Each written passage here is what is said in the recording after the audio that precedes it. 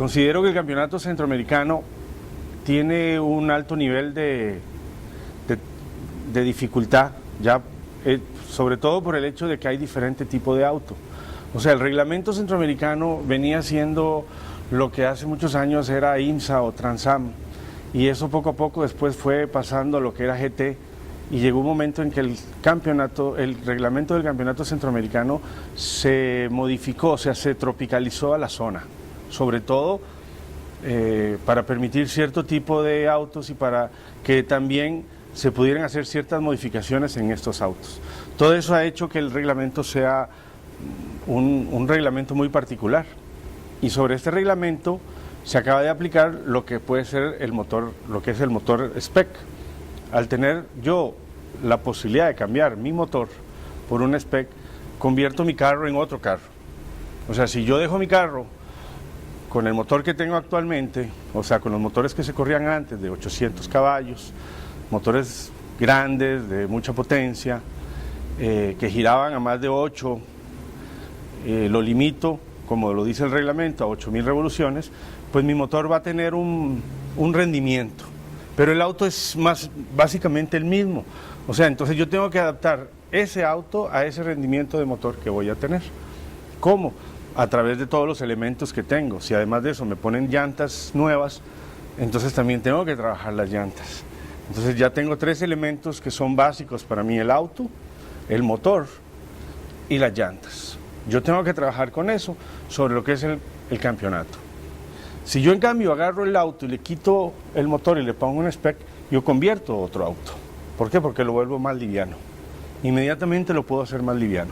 El carro se vuelve más ágil, frena mejor, cruza mejor, o sea, es otro auto. Pero no tiene tal vez la velocidad que pueda llegar a tener el otro.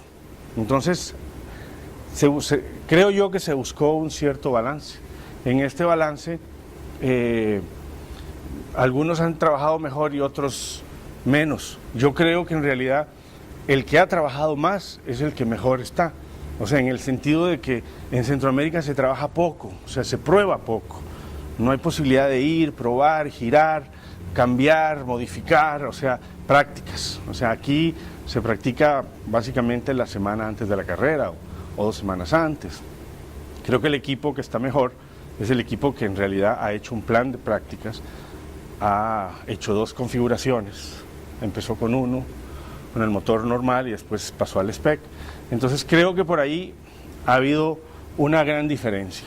En cuanto a la puesta a punto de los autos, no es fácil, porque tenemos una llanta que es más estrecha, y esa llanta lo que nos está quitando es superficie en el mismo pavimento. O sea, yo tengo menos superficie en el pavimento, tengo menos huella en el pavimento. Entonces tengo que volver a ver cómo la vuelvo a apoyar, de tal manera de que yo le saque el 100% a ese apoyo de llanta. Entonces, sobre eso, el peso es muy importante.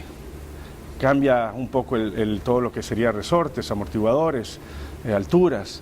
El motor, si es un spec, yo creo que con el motor spec pues tengo que trabajar un poco más sobre el torque. ¿Por qué? Porque tengo el torque en otro lado, lo tengo lo tengo un poco más arriba, tengo menos final, pero tengo un poco más de torque abajo, entonces tengo más fuerza, entonces tengo que trabajar la caja.